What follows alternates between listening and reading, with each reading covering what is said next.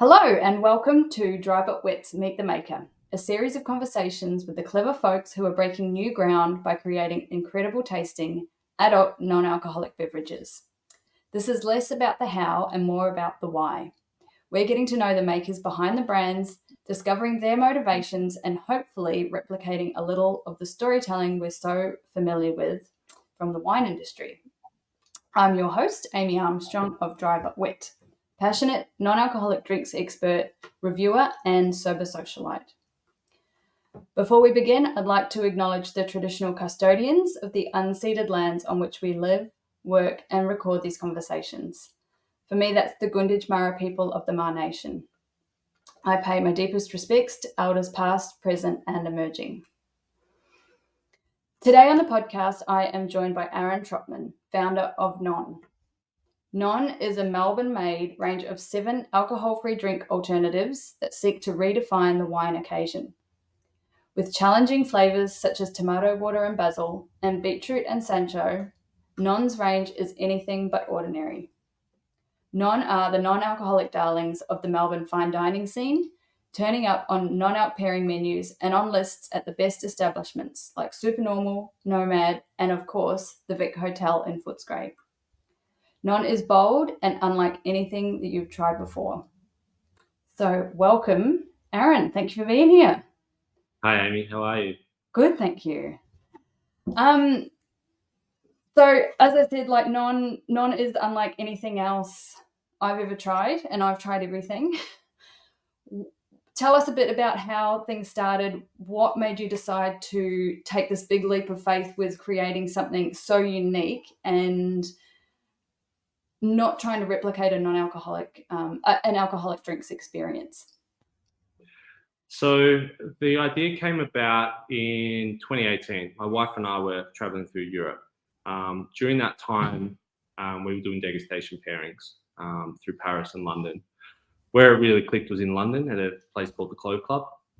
And at that point, she got the non-alc pairing. I actually got the alcoholic pairing at the time. And I was drinking her drinks. And I was like, wow, this is special. This is really another experience in itself. People are missing out here. Also realized that I don't know a great deal about wine. And I knew everything that was going on in those drinks when they were explained to me. So the penny didn't drop there, but it certainly sparked an idea. Got back to Melbourne, went to other places like Igni, Lume, where Orlando Marzo was on the program there at the time, which was truly exceptional. Bray as well. And then it really started to click. I'm like, oh, what's going on here? Like, why can't you buy these drinks without having a $250 plus meal?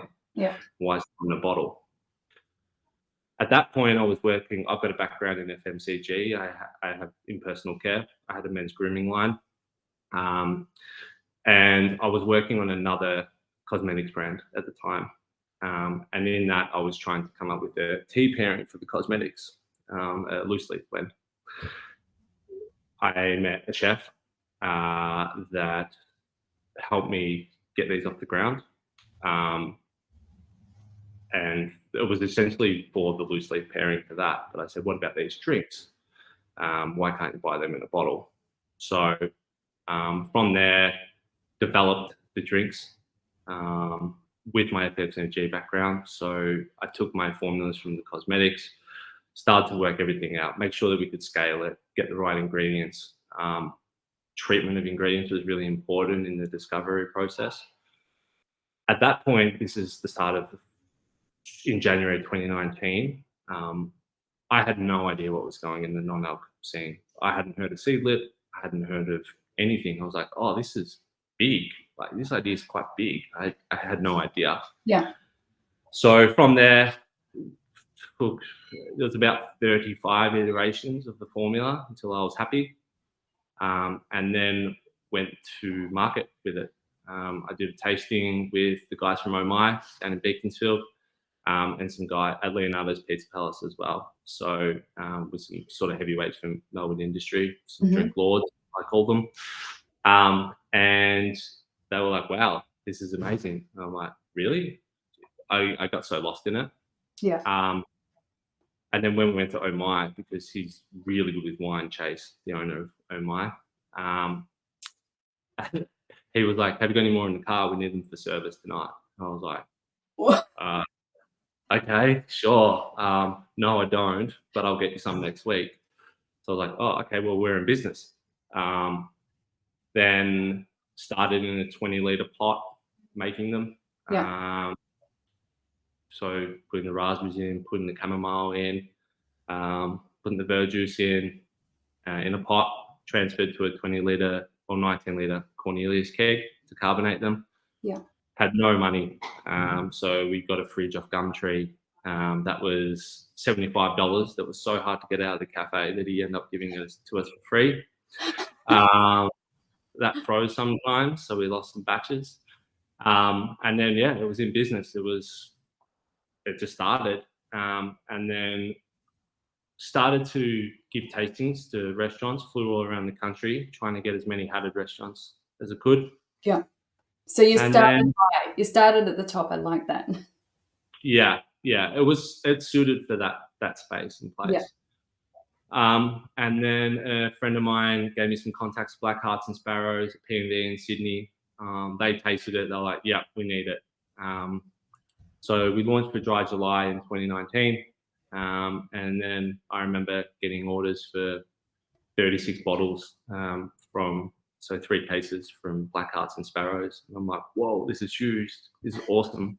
But at that time, we'd only had the home dehydrators, little square ones. So we started with one of them, and then eventually upgraded to 4 of them, which is also a huge milestone at that time. And Black Hearts had ordered on a Thursday or a Friday, and they wanted it by Monday. So it takes 12 hours to dehydrate an orange. So I was here at midday and midnight for 4 days in a row to get the prep done. Yeah. And then we could start batching it during the start of the week. So that was the initial start, and then we went live on Broadsheet in July, and then we got a lot of inquiries that were interested in the product, what it was we were doing, and then just started picking up some really good accounts. And then December that year in 2019, sorry, I get a little bit lost in the year sometimes, especially with COVID. Yeah, because it all disappeared. Yeah, absolutely. And then we signed on with our distributors in Australia in February, very large operation. So had to quickly figure out how to get some sort of blending tank together, what a pump was that used, like, no idea. Never built a kitchen, never done any bulk liquid transfer, done anything. Figured that out, got it off to the bowling partner. So we produce everything here. So we prepare all the ingredients, we do all the extractions, we do everything. We make the entire liquid, finished liquid, and then it goes into bottle from someone else. And then COVID hit straight away as soon as that batch came back, and we overproduced for them because they had pretty lofty forecasts that we weren't even sure if we could keep up with. Yeah. So it was myself and 2 other guys at that point. And then what happened? And then during COVID, so COVID hit in March, and then in April, our distributor from Singapore reached out. I was like, "What? We're getting new inquiries." That sold out before it got there. We were speaking to someone in Japan as well. He needed stock, so we just put stickers over the excess stock that we had, and we shipped that out. And he'd pre-sold that before I got to Japan, put another order in, and it just kept going and going and going and going. So that got us through 2020 and 2021. But in between there, we picked up New Zealand as well. We started to move stock to the States too as well. So we're just launching there at the moment. And then COVID last year really hurt us. Having Melbourne in lockdown in 2020 was okay because the rest of the country wasn't too affected by it, especially New South Wales. But then towards the end of last year, having both of them knocked out was just not ideal. It was really dampened hard. the demand. Yeah, it was really hard. And it's been hard to bounce back now as well. You know, not taking anything away at all, but obviously the hospitality industry has been hit pretty hard with staff. it's all just a little bit of a mess at the moment in the on-trade. Yeah. The off-trade's fine, but yeah, in the on-trade, it's a bit of a struggle. But we had Singapore and Japan propping us up during that time. They had Japan, you couldn't drink in restaurants, so we did really well in Japan during it. So it was lucky that we had those extra markets to help us determine, where we're going, and also just keep us alive. So yeah, that was a struggle. So when you began, did you began with the raspberry and chamomile? Mhm. Did you immediately go into like adding more into the range, or was it that more of a slow progression? So we launched with the raspberry and chamomile non-1, Yeah. the caramelized pear and kombu non-2, and Yeah. the toasted cinnamon and yuzu non-3 were the Yeah. launch products. Yeah. Non-4 roast beetroot and Sancho was originally a collab with Ide's restaurant, and that was out the same year, I think. Yeah, the same year. And then we released Non-5 during May, during COVID. And then we did 6 the start of last year and 7 mid last year as well. Yeah. Oh, and I love that 7. The cherry and the coffee. Oh, it's amazing. Yeah, that's our best one to date, for sure. We, as a team, we have brewers here from the beer background. We have food scientists here. We have our production maker was in bars and in cocktail making. Yeah. So we have some really bright people around us, and from that extra knowledge that came in, helped to pretty much get closer to the pin on what we're trying to achieve here. Yeah. Well, I think you've done it with that. That's incredible. So you're obviously in the process at the moment of sort of scaling again. You're moving into a larger production premises. You're Yeah. getting bigger and bigger. How is that going? So right now we have 150 square meters of not ideal space here in Moorabbin. We've made everything out of one kettle, so that's 1,500 litre kettle. We make 100 cases out of 1,000 litres, essentially. Yeah. We made 10,000 cases last year, all out of that one kettle with our original oven. So we've got a 10 tray combi oven that I bought off a restaurant secondhand. And we still have that, and it still makes all of our drinks. So just to put that into context, so if we make 300 cases of pear, which is regular sort of batch size, we need 3 fruit bins of pears. So the fruit bins you see at the market, they have about 250 kilos in them. We go through 3 of those. So there's about 250 kilos of real pears in 100 cases, essentially. So that's 10 trays. We fit 40 kilos in a tray, and they need to be roasted for 2 hours to caramelize. The same with the beetroots, and all of them have their own special unique techniques. So things go in raw, but they go through a cooking process to extract the flavor that we need. So that's what adds the depth and complexity. Yeah.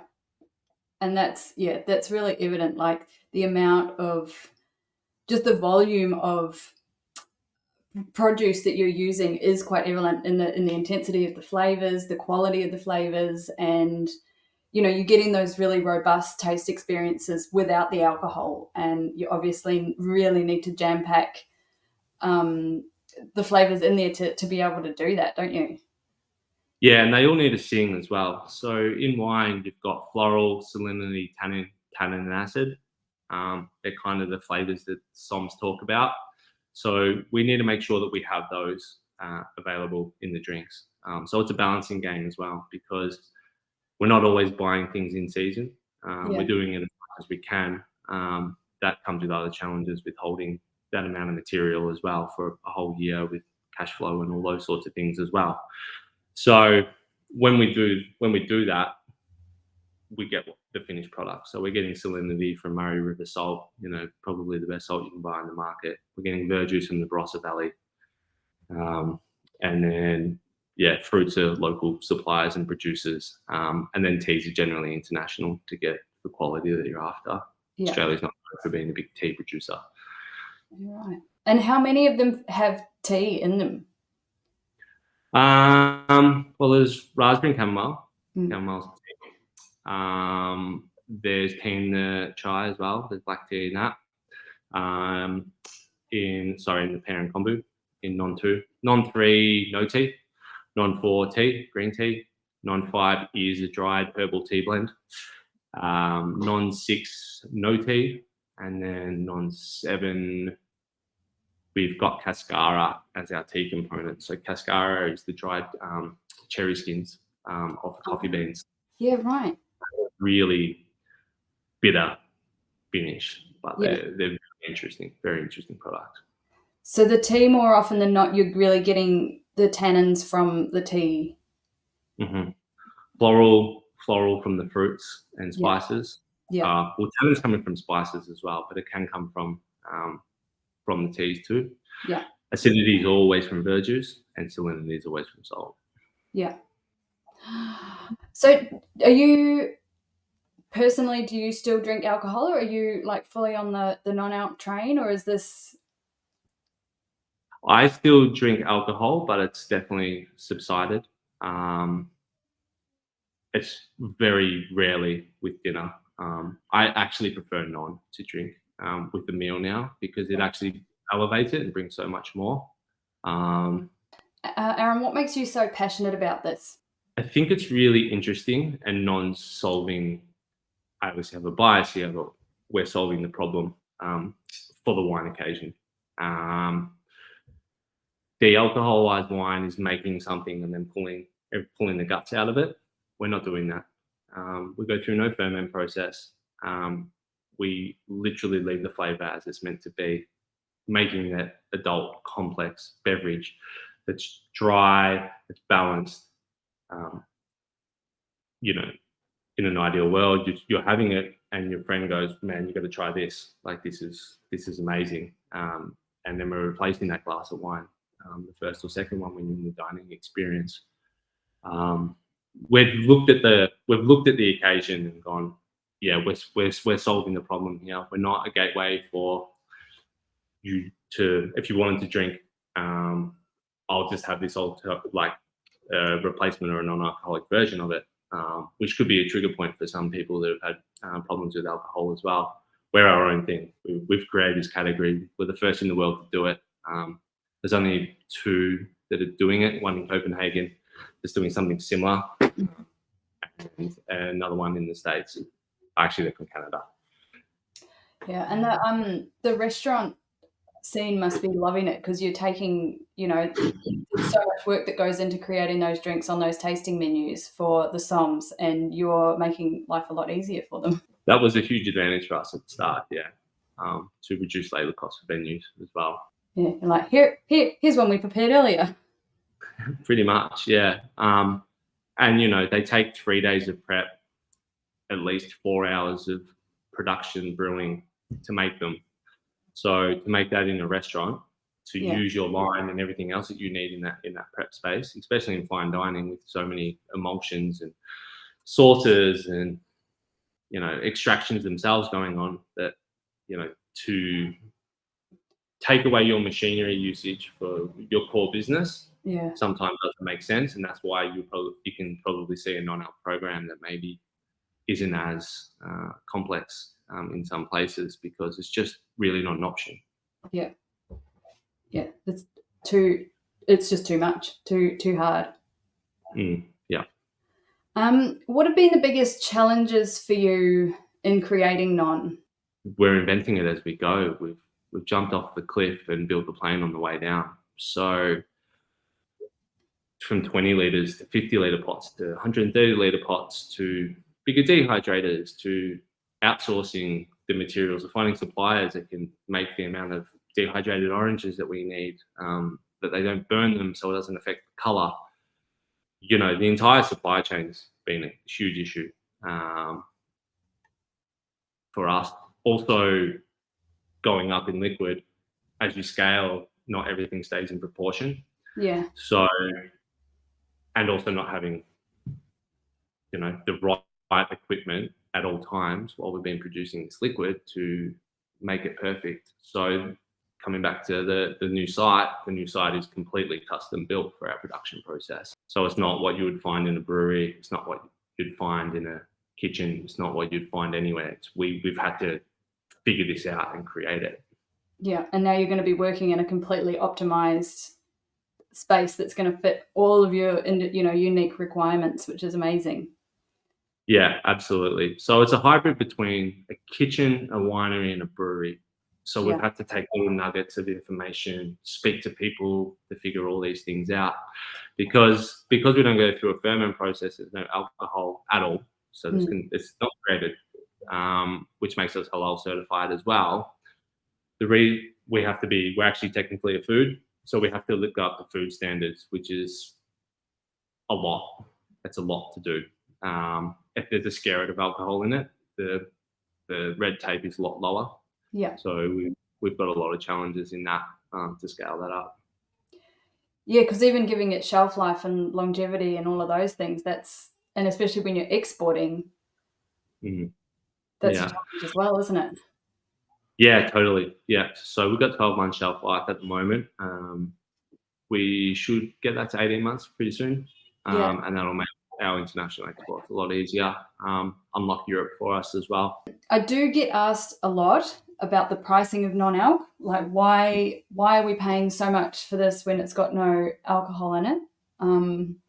I know from my experience and my knowledge of working with people in the industry, I know how much work does go into these products. But what's your common reply when you get faced with that? Because I'm sure you do quite often. I mean, a bottle of non-retail's at 30? 30.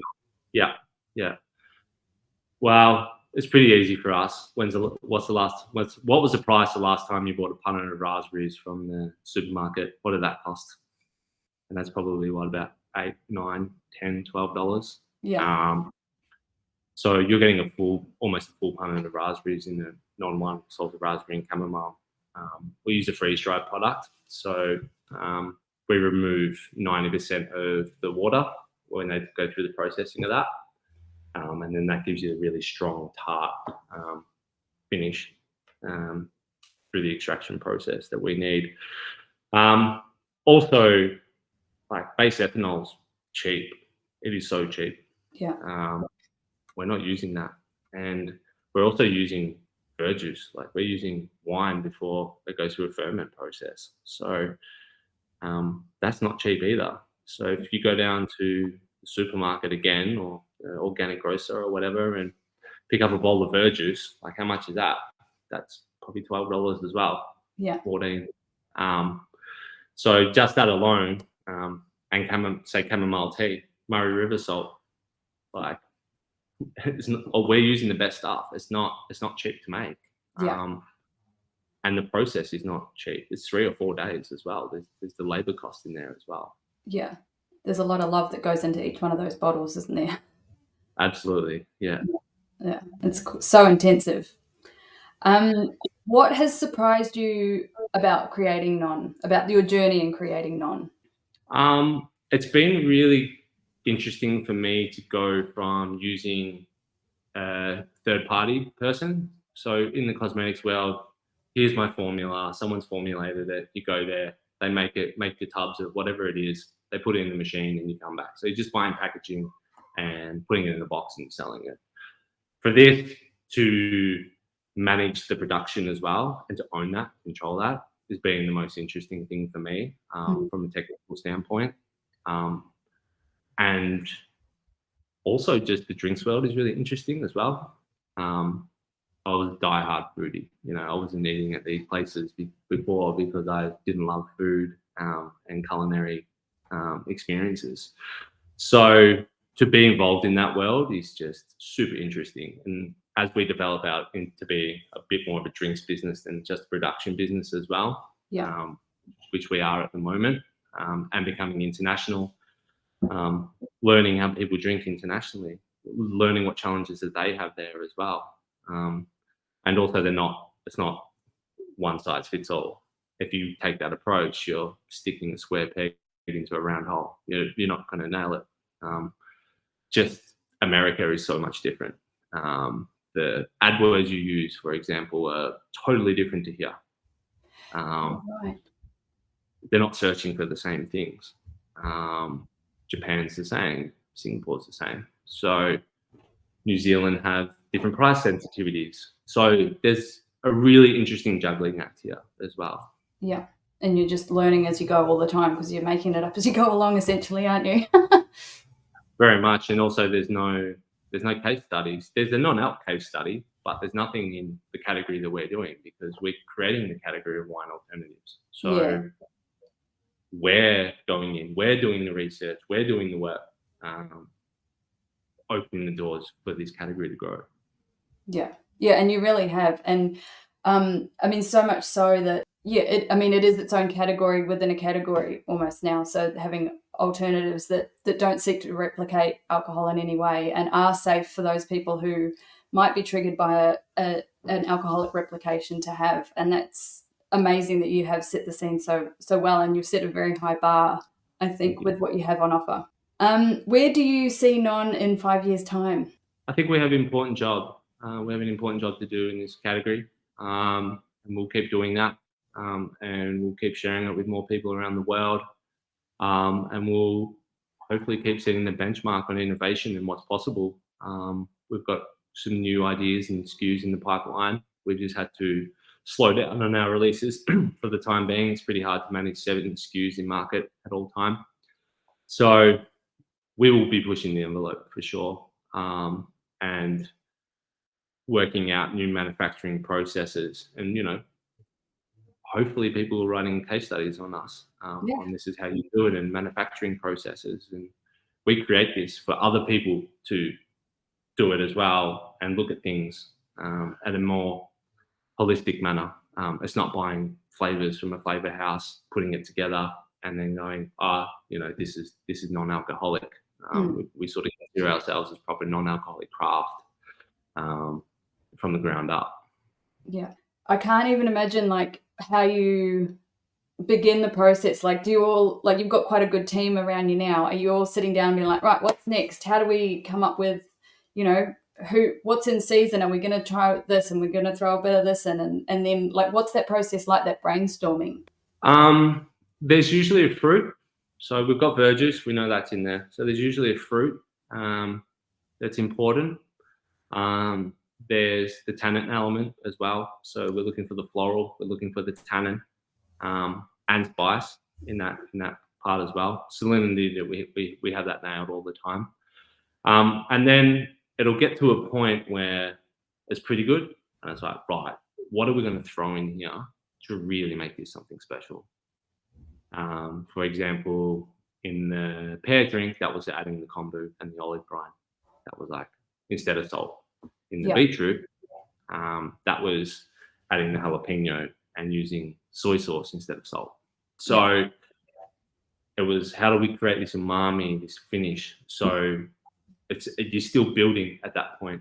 And then that's when you get into the 30, 40, 50 iterations of the beverage, which is great on the bench. And then you go to make it, you're like, what have we done? So for example, the most recent one of that was the cherry, where we're getting frozen cherries, we're making our spice blend and we're stewing it to caramelize all the flavors in trays. And the first run of that took 4 days. We've got it down to 2, but it's still 2 days. So while you create the profiles, that's probably the easy part. The next part is how do you scale it, make it delicious all the time? Yeah. We don't hide anything, so it's in a clear bottle. We do have color variations, but we use real stuff. So we can't control that fully.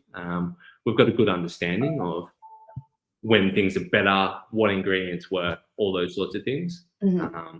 But to make it a commercial product, which happens as you scale, you have those challenges because you have different retailers that have different requirements.